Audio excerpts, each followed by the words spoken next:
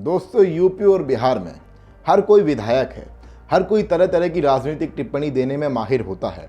हमें तो अपने यूपी बिहार में कोने कोने में पॉलिटिकल पंडित देखने को मिल जाते हैं। मैं भी वैसे यूपी का ही रहने वाला हूँ, इसलिए भारतीय राजनीति में जो कुछ चलता है वैसे मैं बचपन से ही सुनता आ रहा हूँ।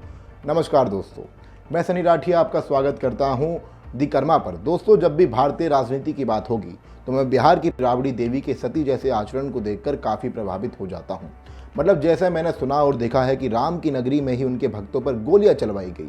आज भी नेता प्रतिपक्ष राहुल गांधी महाकुंभ और राम मंदिर में अपनी उपस्थिति दर्ज नहीं कराते हैं। यादव होने के बावजूद अखिलेश को गौ माता से दुर्गंध आती है।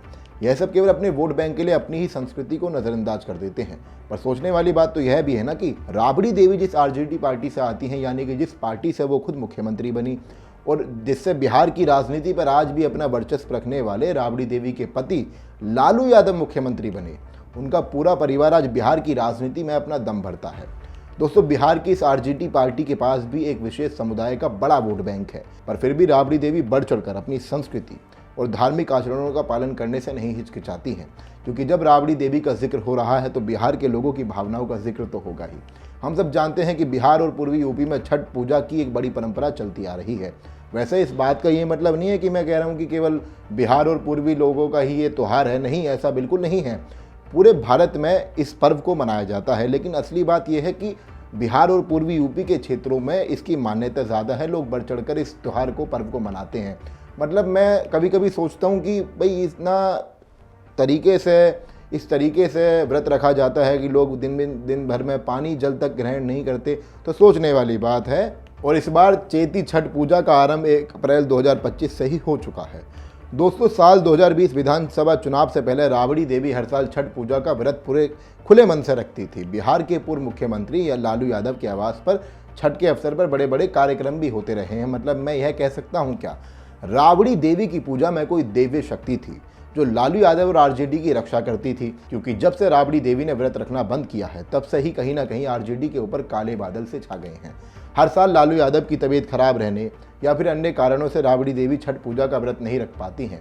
पर इसका मतलब यह बिल्कुल नहीं है कि लालू यादव के परिवार में सनातन परंपरा का अंत हो चुका है। आपने तो सुना ही होगा कि बच्चे माता पिता को देखकर ही बड़े होते हैं। राबड़ी देवी ने अपने बेटे तेज प्रताप यादव को सनातन संस्कार जरूर दिया है, क्योंकि सनातन धर्म की परंपराओं को मानने में तेजू भैया पीछे नहीं है। देखिए किस तरह साल 2024 में सावन के दौरान तेजू भैया शिवलिंग को गले लगाकर बैठे हैं। यहाँ तक कि राबड़ी देवी को भगवान की कृपा कुछ इस तरह से प्राप्त है कि उनकी दोनों बहू यानी तेजस्वी यादव की पत्नी राजश्री और तेज प्रताप यादव की पत्नी श्री ऐश्वर्या राय भी बढ़ चढ़कर छठ पूजा में भाग लेती हैं। तो कहीं ना कहीं से लालू परिवार के लिए एक तरह का आशीर्वाद जो कि राबड़ी देवी की तपस्या से मिला है, ये आशीर्वाद किसी और का नहीं बल्कि राबड़ी देवी के तप का ही है। क्योंकि मैं ऐसा इसलिए भी कह रहा हूँ कि तेजू भैया भी अपनी माता राबड़ी देवी के घर जाते रहते हैं। उन्होंने बखूबी दिखाया है कि राबड़ी देवी के घर में गौशाला है, वे पशुपालन भी करती हैं, पुजारियों के लिए भी उन्होंने स्थान दिया हुआ है। और अक्सर तेजस्वी और तेजू भैया को भी गौ माता की सेवा करते देखा गया है। कहीं ना कहीं राबड़ी देवी के ही सनातन संस्कार हैं। पर एक ऐसा किस्सा लालू यादव जी का भी बताया जाता है। जी हाँ, लालू यादव, क्या आपको पता है कि हमारे बिहार के एक बड़े राजनेता लालू यादव भी कई बार मांसाहार त्याग चुके हैं। लालू यादव भी एक बड़े शिव भक्त हैं। यहाँ तक लालू यादव ने साल 1997 में नॉनवेज को यह कहकर छोड़ा था कि मेरे सपने में मेरे मोटापे को देखकर भगवान भोलेनाथ ने कहा है। इस घटना के बाद लालू यादव ने लगभग 12 साल के लिए नॉनवेज छोड़ दिया था। पर आप सोच रहे होंगे कि मैं लालू यादव के परिवार का इतना जिक्र क्यों कर रहा हूँ। मैं इन बातों का जिक्र इसलिए नहीं कर रहा कि मेरा उनसे कोई निजी संबंध है या फिर लगाव है।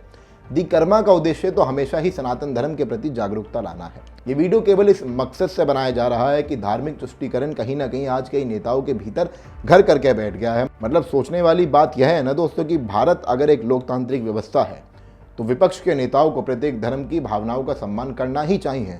विपक्ष के नेताओं को राबड़ी देवी से सीखना चाहिए कि आप चाहे किसी भी विचारधारा में विश्वास रखते हो, लेकिन भारतीय संस्कृति और परंपराओं का आदर करना अंधविश्वास नहीं होता है।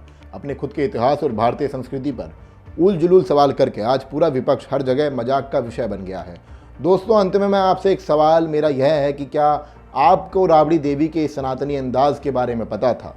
और अगर नहीं पता था तो जानने के बाद आप अपनी प्रतिक्रिया कमेंट बॉक्स में ज़रूर लिखें और हमारे चैनल को सब्सक्राइब करें। धन्यवाद।